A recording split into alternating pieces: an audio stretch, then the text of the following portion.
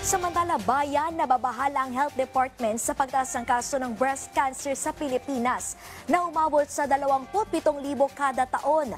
Yan ang ulat ni Bien Manalo.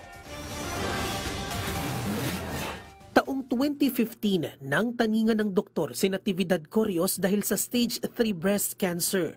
Tinaningan hanggang 5 taon na lamang pwedeng mabuhay si Natividad at posible pang mapaga ito kung hindi agad siya magpapagamot.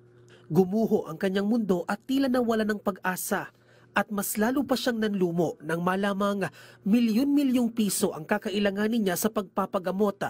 Hindi rin aniya sapat ang kanyang kinikita bilang restaurant staff.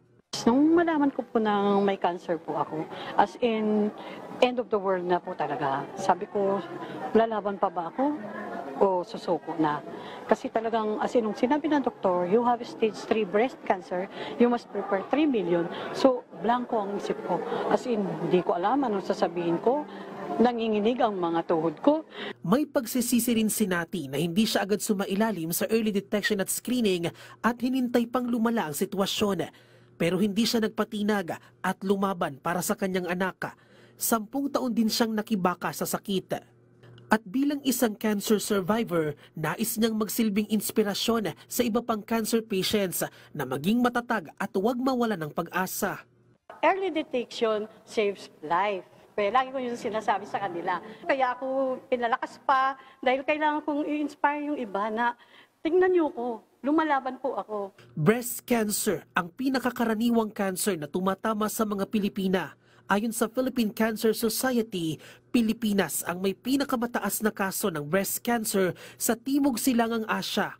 Umaabot sa 27,000 ang naitatalang kaso ng breast cancer kada taon o isang Pinoy sa bawat 32 segundo ang namamatay dahil dito. Noong 2022 nga, pumalo sa mahigit 11,000 Pilipino ang namatay dahil sa breast cancer.